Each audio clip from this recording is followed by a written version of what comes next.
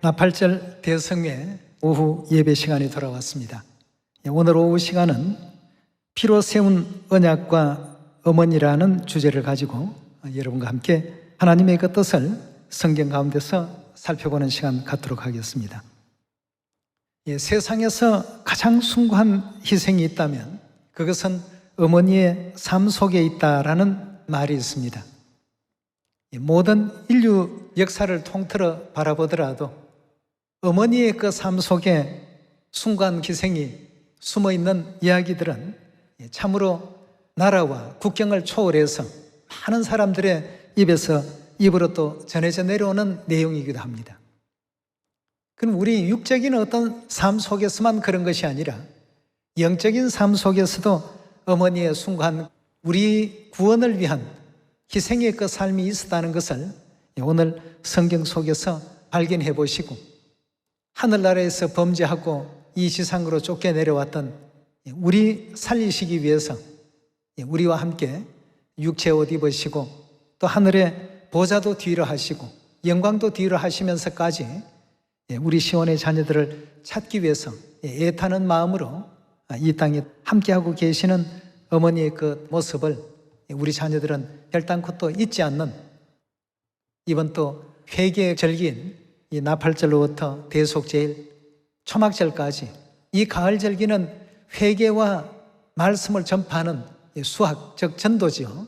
이 내용이 같이 어우러져 있는 절기라고 이렇게 볼 수가 있겠습니다. 그래서 구약에서도 어머니의 그 희생을 성경 속에 감춰져 있는 것을 나타내시기 위해서 항상 하나님께 속죄 희생 제물을 드리게 될 때 하나님께서 특별히 성별을 구분을 이렇게 해놓으셨습니다. 그 각 짐승들마다 무엇은 암염소로, 무엇은 순염소로, 무엇은 또 암양으로, 무엇은 수양으로 이렇게 일일이 성별까지 그 제물에 대해서 전부 규례로 정의해 놓으셨습니다. 결국 구약의 속죄 희생 제물로 잡혔던 수양이나 수염소나 또 암양이나 암염소나 황송아지나 암송아지나 이런 모든 어떤 하나님께 드려졌던 제물들이 신약에 전부 그리스도를 표상하기 위해서 주어진 바 되었다라고 이렇게 설명하고 있습니다. 그렇다면 성별로 본다면 이 남성적인 짐승들만 제물로 바쳐져야 되는데 구약에서부터 기록된 내용에는 남성성의 짐승들뿐만 아니라 여성성의 속죄의 제물들도 있어 왔더라는 것입니다. 그럼 이 그림자로 보여준 이 내용은 신약에 와서 뭘 과연 우리에게 알리고자 하시는 하나님의 뜻이 계셨는가? 이것은 결국 우리 구원을 위해서 구원자로서 이 땅에 오셔서 모든 속죄의 희생이 되어주신 희생의 어떤 제물이 되어주신 아버지 하나님과 어머니 하나님에 대한 그 희생을 구약 모세 율법 속에 이미 그 제물을 통해서 하나님께서 알게 하셨다는 것을 우리가 성경을 통해서 이미 다 알고 있는 사실입니다. 그래서 언약이라고 하는 것은 쉽게 그저 주어지는 것이 아닙니다. 우리는 이제 그런 의미를 알지 못하고 안식일을 지키고 의미를 알지 못하고 상번제 기도를 드리고 의미를 알지 못하고 절기에 참여하고 그냥 모세 시대 때 행적을 잊지 않고 기억하게 하기 위해서 그렇게 만들어 두었다. 이 정도로 이해를 해버리게 된다면 하늘에서 죄를 짓고 이 땅까지 내려온 우리 살리시기 위해서 이 땅까지 찾아오신 아버지의 숭고하신 희생과 어머니의 숭고하신 그 여정을 우리가 다 이해하지 못하는 가운데 그 속에 사랑이라는 것을 전부 다 빼버린 말 그대로 형식적이고 규정에 지나지 않는 그런 어떤 내용으로밖에 이해할 수가 없는 것입니다. 모든 어떤 예배 속에는 아버지 어머니의 희생이 녹아 있습니다. 그래서 이 새 언약은 내 피로 세웠다. 그냥 만들어진 것이 아니다. 돈 주고 산 것도 아니다. 이것은 내가 희생의 대가를 지불하고 얻은 것이단 말이죠. 그래서 그걸 너희에게 값없이 이렇게 주니까 너희가 그것을 제대로 깨닫거든 사마리아 땅 끝까지 가서 너희도 값없이 만민에게 이것을 나눠주고 이 소식을 알릴 수 있는 나의 자녀들, 나의 새 언약의 일꾼들이 되어달란 말이죠. 이것이 이제 우리가 진리를 깨달아가는 어떤 순서라고 이렇게 볼 수가 있겠습니다. 피로 세우신 언약과 더불어서 아버지의 희생, 어머니의 희생을 워낙에 우리가 이해를 못하니까 율법을 통해서도 자꾸 그걸 보여주고 계시지 않습니까? 알게 하시고 알려주시는데요. 그럼 하늘나라에서 어떤 일이 있었는지, 아버지 어머니께서 왜 이 땅까지 오셨는지에 대한 사연도 이사야 선지자가 이사야 50장, 이사야 53장 이런 데서 전부 설명하고 있습니다. 먼저 이사야 50장 찾아보도록 하겠습니다. 이사야서 50장 1절의 말씀 함께 보겠습니다. 나 여호와가 이같이 이르노라. 내가 너희 어미를 내어보낸 이 혼서가 어디 있느냐? 내가 어느 체주에게 너희를 팔았더냐? 오직 너희는 너희 죄악으로 인하여 팔렸고 너희 어미는 너희의 허물을 인하여 내어보냄을 입었느니라. 내가 왔어도 사람이 없었으며 내가 불러도 대답하는 자가 없었으면 어찌 믿뇨? 내 손이 어찌 짧아 구속하지 못하겠느냐? 내가 어찌 건질 능력이 없겠느냐? 보라, 내가 꾸짖은즉 바다가 마르며 하수가 광야가 될 것이며 거기 물이 없어졌으므로 어족이 갈아여 죽어 악취가 바라게 되느니라. 내가 흑암으로 하늘을 입히며 굵은 배로 덮나니라 하고 했습니다. 여기 50장 1절에 주신 내용의 말씀을 자세히 주목해 보면 너희 어미는 너희의 허물을 인하여 내어보냄을 입었다 하고 했습니다. 우리가 하늘나라에서 지은 그 죄가 너무나도 참 크고 크기 때문에 그 죄가 어느 정도였는가를 바로 직설적으로 표현하기가 곤란하셔서 에둘러서 우회하는 표현을 썼습니다. 또한 이 장면뿐만 아니라 이사야 14장에서도 하늘나라의 영광의 위치에 있었던 그 루스벨 천사가 하나님의 보좌보다 자기 보좌를 더 높이고자 해서 그 교만한 마음으로 결국 하나님을 대적하고 반역하다가 쫓겨났던 역사와 에스겔 28장의 두로왕의 역사와 이런 모든 어떤 장면들을 바라보게 되면 결국 하늘나라에서 범죄했던 범죄자의 정신과 범죄하게 되는 어떤 배경과 동기 이런 것이 어디에 있었는가를 우리는 쉽게 이해할 수 있습니다. 이런 모든 이면에 누가 계셨는가 하면 하늘아버지 계시고 하늘어머니 계신데 어머니 결국 이 땅에 오신 그 연유에 대해서 이사야 선지자는 그대로 예언하기를 오직 너희는 너희의 죄악으로 인하여 팔렸고 너희 어미는 너희 허물을 인하여 내어보냄을 입었더라고 했습니다. 이런 엄청난 우리의 죄와 엄청난 어머니의 그 희생과 수고가 있었다는 점을 우리가 또 발견해 볼 수 있습니다. 이런 모든 어떤 이치는 하늘에서 이루어진 이치이기 때문에 100번을 설명하더라도 지금은 다 이해할 수 없기 때문에 하나님께서 땅의 일을 말하여도 너희가 제대로 알아듣지도 못하고 깨닫지도 못하거늘 어찌 하늘의 것을 말하면 이해할 수 있겠느냐 말이죠. 이래서 이 땅의 이치를 통해서 하늘의 이치에 대한 것을 희미하게나마 알 수 있도록끔 하나님께서 율법 속에 또한 진리의 가르침 속에 조금씩 넣어두게 된 것입니다. 오늘은 우리 나팔절입니다. 나팔절은 대속제일을 준비하라는 회개를 촉구하는 나팔을 부는 날입니다.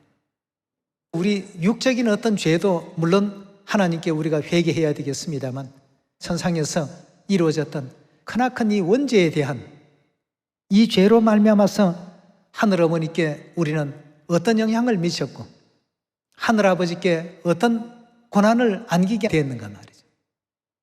이사야 50장에서는 어머니에 대한 부분을 언급했습니다만 같은 이사야 또 53장에서는 아버지에 대한 문제를 언급하고 있습니다. 이사야서 우리 53장 말씀도 한번 보도록 합시다. 이사야서 53장 4절의 말씀 보겠습니다. 그는 실로 우리의 질고를 지고, 여기 그라고 하는 것은 아버지에 대한 가르침 아니겠습니까? 우리의 질고를 지고 우리의 슬픔을 당하였거늘 우리는 생각하기를 그는 징벌을 받아서 하나님께 맞으며 고난을 당한다 하였노라. 그가 찔림은 우리의 허물을 인함이요 그가 상함은 우리의 죄악을 인함이라. 자, 이사야 50장에서 너희 죄로 말미암아 너희 어머니가 내 보냄을 입었다라고 하시는 표현이라. 그가 찔리고 그가 상하시는 것은 전부 우리의 허물과 우리의 죄악으로서 이런 결과가 오게 되었다고 했습니다. 그가 징계받음으로 우리가 평화를 누렸고 그가 채찍맞음으로 우리가 나음을 입었도다. 우리는 다 양 같아서 그릇되이 행하여 각기 제 길로 갔거늘 여호와께서는 우리 무리의 죄악을 그에게 담당시키셨도다 하고 했습니다. 이제 눈으로 우리가 빨리 익히고 이해하고 발견할 수 있는 어떤 부분은 모든 것이 아버지에 대한 예언으로 언급이 되어 있습니다만 이 장면을 설명했던 이사야 선지자는 그 앞서서 이사야 50장에는 어머니의 그 사연에 대한 것을 일부 또 담아 놓으셨습니다. 뿐만 아니라 하늘 어머니는 이 땅에 오셨어도 그 누구의 어떤 위로나 위함도 받지 못하시고 54장에 와서 보시면 참으로 광풍에 시달리는 삶 속에 생애하신다는 선지자의 예언이 또 이어지고 있습니다. 이사야 54장 보도록 하겠습니다. 54장 11절의 말씀 보시면 너 공고하여 광풍에 요동하여 안위를 받지 못하는 자여 보라 내가 화려한 채색으로 내 돌 사이에 더하며 청옥으로 내 기초를 쌓으며 홍보석으로 내 성첩을 지으며 석류석으로 내 성문을 만들고 내 지경을 다 보석으로 꾸밀 것이라. 내 모든 자녀는 여호와의 교훈을 받을 것이니 내 자녀들은 크게 평강할 것이다 하고 했습니다.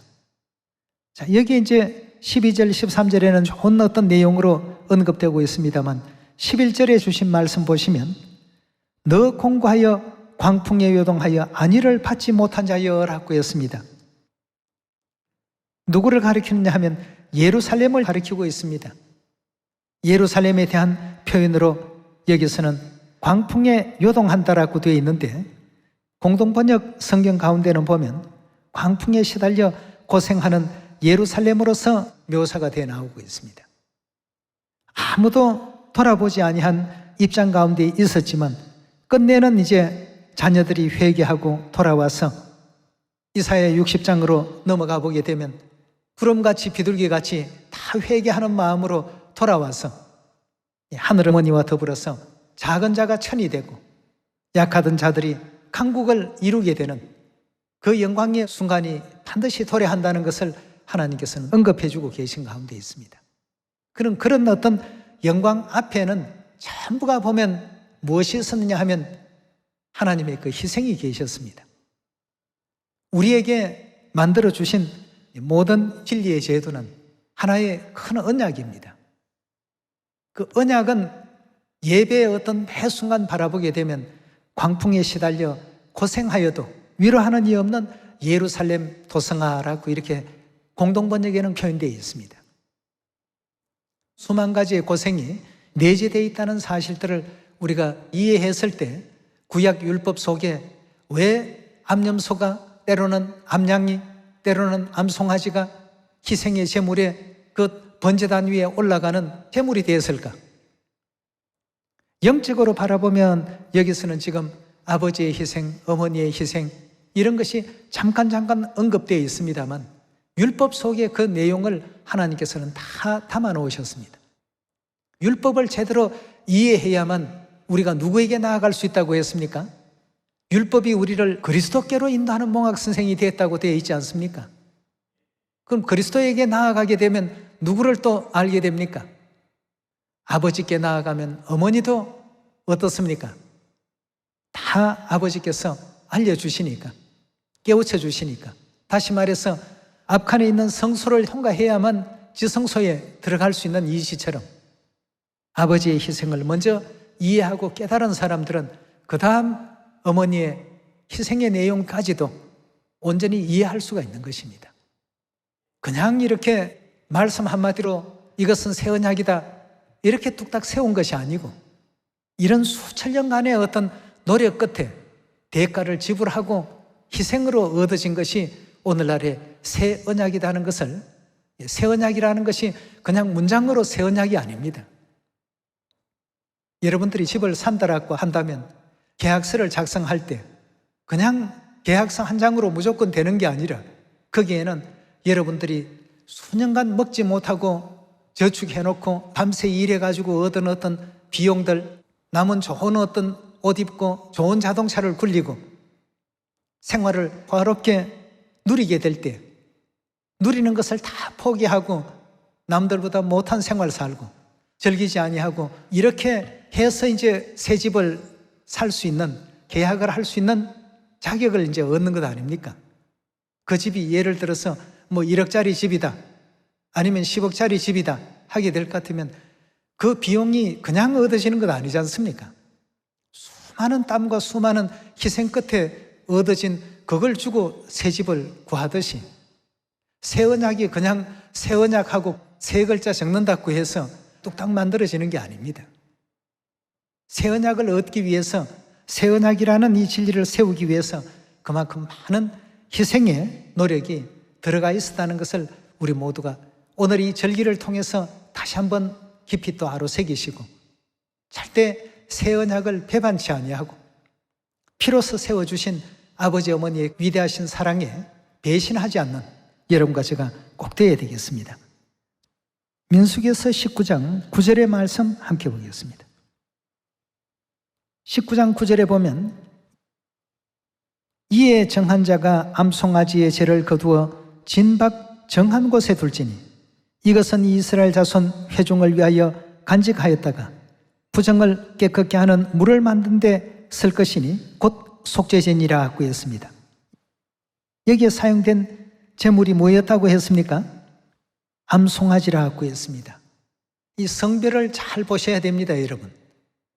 왜 하나님께서 굳이 암송아지만 택했을까? 또 유월절 양은 뭐만 쓰도록 했습니까? 순양을 쓰도록끔 했습니다. 성별을 잘 한번 분별해 보십시오. 이 모든 희생 제물은 우리의 아버지, 우리의 어머니를 비유하고 있는 제물이라는 것을 계속해서 한번 보도록 합시다. 민수기 15장 27절의 말씀 보겠습니다. 15장 27절의 말씀 보시면 만일 한 사람이 그릇 범죄하거든 1년 된 뭘로 속죄제로 드리라고 했습니까? 암염소로 속죄제를 드릴 것이요. 하나님께서는 꼭 이 성별을 지정을 해 주셨습니다. 어떤 것은 수양, 어떤 것은 수염소, 어떤 것은 암양, 어떤 것은 암염소. 그 제물에 대한 이 규례도 아주 하나님께서 정확히 정해 주셨습니다. 암염소로 속죄제를 드릴 것이요. 제사장은 그 그릇 범한 사람이 그릇하여 여호와 앞에 얻은 죄를 위하여 속죄하여 그 죄를 속할지니 그리하면 어떻게 된다고요? 사함을 얻으리라 하고 했습니다.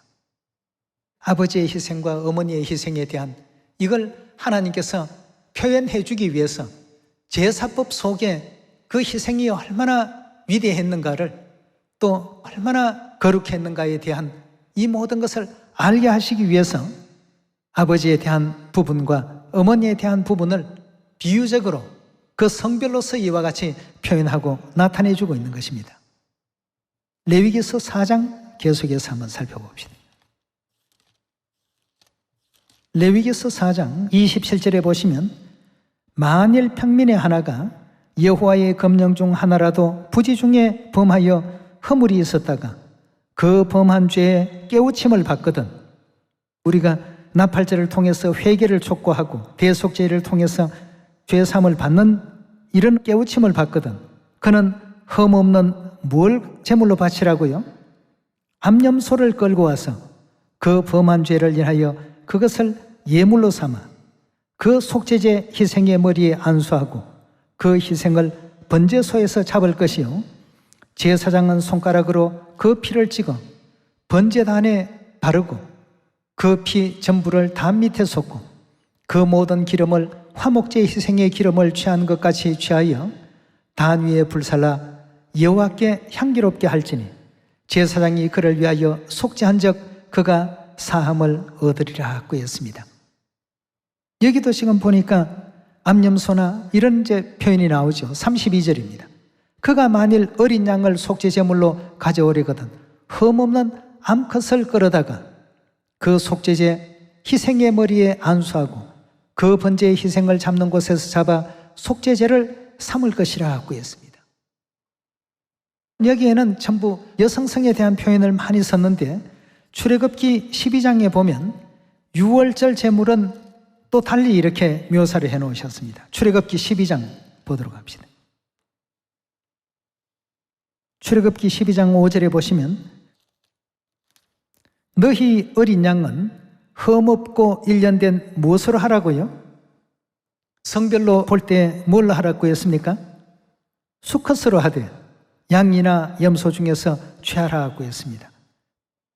자, 유월절 양의 제물은 전부 수컷으로 하도록 되어 있고 속죄제로 사용되는 것은 전부 암염소나 암양이나 이렇게 표현하고 있습니다. 하늘나라에서 죄를 짓고 이 세상에 쫓겨내려왔던 우리 죄를 아버지 어머니께서 대신하셨다는 이사야 선지자의 기록을 통해서 하나님께서는 우리에게 이미 구약의 절기의 제물이나 우리 죄를 대속함받게 하시는 속죄제 제물로서 이렇게 희생해 오셨다는 사실을 우리에게 알게 하시고 또 보여주고 계십니다. 짐승이나 사람이나 죽음이라는 것은 다 고통스럽고 괴로운 것입니다. 그래서 죽음에서 벗어나기 위해서 필사적인 노력은 사람이든 짐승이든 다 동일하게 합니다. 죽음 당하지 않도록 하기 위해서 말이죠. 그래서 그 한 마리의 어떤 양이나 한 마리의 그 송아지가 죽임을 당하는 도살장으로 끌려갈 때 끌려가지 않으려고 애를 쓰는 그런 모습을 보면 참으로 처절한 모습이라고 볼 수 있습니다. 이것이 매일 일어난다고 생각해 보십시오. 매일 오전 상번제 시간, 오후 상번제 시간, 이건 기본적으로 매일 2차례씩은 항상 하도록 되어 있습니다.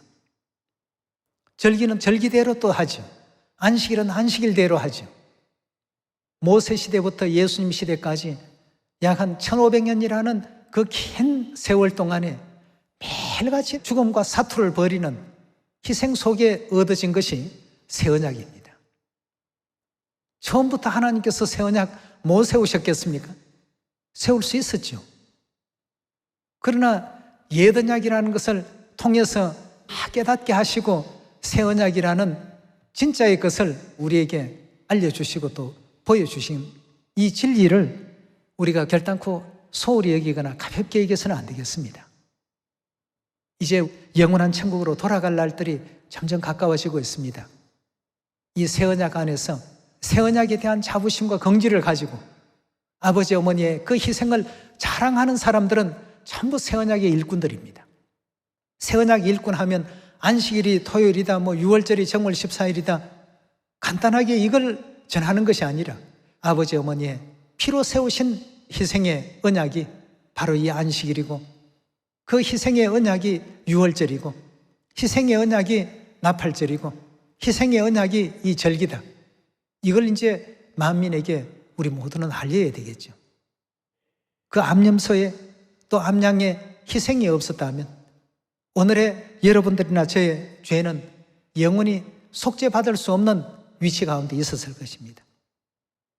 근데 우리는 자꾸만 눈에 보이는 무언가를 통해서 하나님에 대한 어떤 깨달음을 얻으려고 하는데 이미 다 적어 놓으셨고 이미 다 설명을 해 주셨는데 다른 것에 자꾸 의존하고 기대해서는 안 되겠습니다. 이걸 통해서 10번이고 100번이고 자꾸 되새김하시면서 나를 위해서 이런 희생의 길을 걸어주셨구나.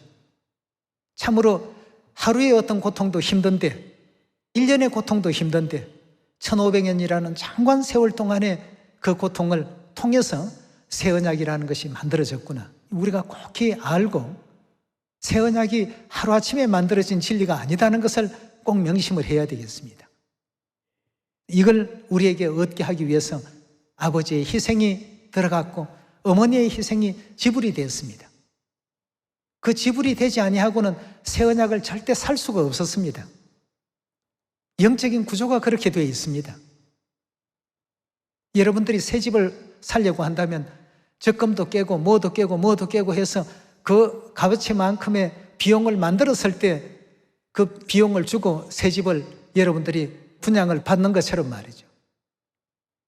1500년이라는 이 장관 세월 동안에 죽음의 사선을 수도 없이 많이 넘어다니는 가운데서 그 대가를 지불하고 얻어낸 것이 새 언약이니까. 그래서 하나님께서 우리로 새 언약의 일꾼 되기에 어떻게 했다고 했죠? 안 좋게 하셨다고 되어 있지 않습니까? 우리 새 언약의 모든 자녀들은 이런 점을 알고 우리에게 허락하신 이 거룩하고 위대한 이 절기, 나팔절, 대속절, 초막절, 그 어떤 것이라도 우리에게 허락하신 새 언약의 모든 규례, 법도는 이처럼 소중하다는 것을 꼭히 명심하셔서 희생 없이 세워진 새 언약이 아니었구나 하는 것을 날마다 우리가 또 묵상하시면서 하나님께 지난날에 천상에서 지은 죄, 또 이 지상에서 하나님을 몰라 배웠던 죄, 하나님을 아프게 해드린 죄, 하나님의 뜻을 거스렸던 죄, 불순종의 죄, 모든 죄들까지 이번 절기를 통해서 온전히 다 통례하고 영원한 천국 넉넉히 돌아갈 수 있는 천국 가족들 다 되시길 부탁드리면서 말씀 마치도록 하겠습니다. 감사합니다.